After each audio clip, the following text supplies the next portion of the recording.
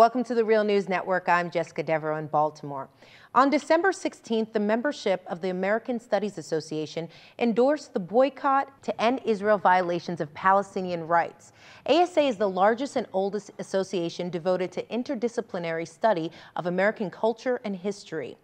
In the resolution, it says, quote, "We believe that the ASA's endorsement of a boycott is warranted given U.S. military and other support for Israel, Israel's violation of international law and UN resolutions, the documented impact of the Israeli occupation on Palestinian scholars and students, the extent to which Israeli institutions of higher education are party to state policies that violate human rights, and the support of such a resolution by many members of the ASA." Now joining us to discuss all of this is Ali Abunimah. Ali is the co-founder of the online publication, The Electronic Intifada, and author of the forthcoming book, The Battle for Justice in Palestine. Thanks for joining us, Ali. Thank you. So Ali, just right off the top, can you just break down what exactly is in this resolution? Yes, the members of the American Studies Association voted to endorse a Palestinian civil society call for a boycott of Israeli academic institutions, that are complicit in Israeli occupation of Palestinian land and other human rights abuses. So what this means on a symbolic level, of course, is that it's a statement of solidarity with Palestinians whose rights are being violated. In practice, it means that the ASA itself will not undertake joint projects and other institutional connections with Israeli universities and other academic institutions, and will not accept funding from those institutions. And it advises its members, who, as you mentioned, are 5,000 scholars, among them very prominent American scholars, from doing the same. What it does not do, and I think this is very important because of the amount of sort of misrepresentation that's been put about, this is not a boycott of individuals. It doesn't stop Israeli researchers from traveling to the United States, from participating in conferences, from conducting their research.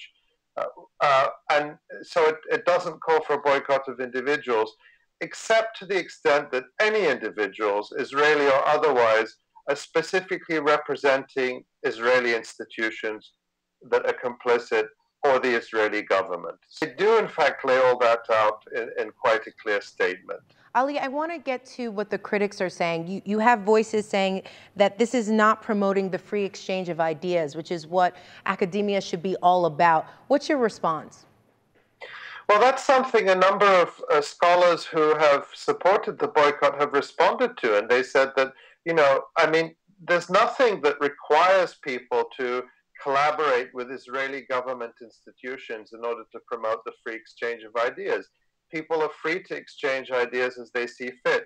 They don't need to work with the Israeli government or with Israeli institutions that are complicit in human rights abuses in order to promote free ideas. The resolution simply doesn't do anything to prevent free exchange of ideas. And in fact, what's been so interesting is the amount of debate and discussion that this resolution has generated.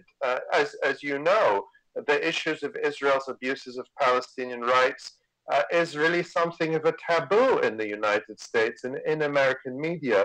But precisely as a result of this resolution, there have been dozens, if not hundreds of stories in the media discussing this issue. So if anything, it has promoted debate where before there was a great deal of silence. Ali, can you speak to specific examples of those Israeli institutions violating or denying Palestinians basic human rights?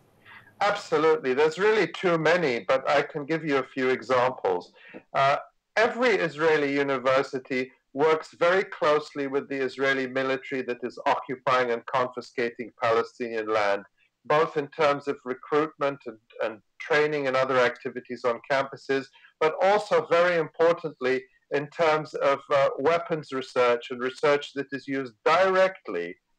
Its products are used directly to violate human rights and to violate Palestinian rights. Tel Aviv University is built on the ruins of several Palestinian villages that were ethnically cleansed in 1948. And the university has refused even to acknowledge that, refused even to replace a historical marker, like the historical markers we have in the United States all over the place, commemorating historical crimes on this continent. Hebrew University, part of Hebrew University in Jerusalem, is built on land confiscated from Palestinians since the 1967 occupation of the West Bank. The IDC Herzliya Institute actually directly participates in Israeli government propaganda, setting up so-called war rooms during Israeli attacks on Gaza and encouraging students to post pro-government comments on Facebook and other social media. So those are just a few examples of direct complicity with the Israeli military machine in the occupation. It's also important to note that none of these Israeli institutions has taken a position against Israel's violations of Palestinian rights. And I think it's very important, a very important point, and one I hear the American Studies Association making, is that universities are not ethics-free zones. You don't go onto campus and leave your ethics and morals behind. But that seems to be what some of the critics of this resolution are saying, that university professors and faculty and students should not ever consider the ethical consequences of the work they do. And of course, universities themselves all have very strict ethics guidelines. And I think what supporters of the academic boycott are saying is that we should be applying those kinds of ethics to Israeli universities as well. All right, Ali Abunimah, thank you so much for joining us. My pleasure. Thank you.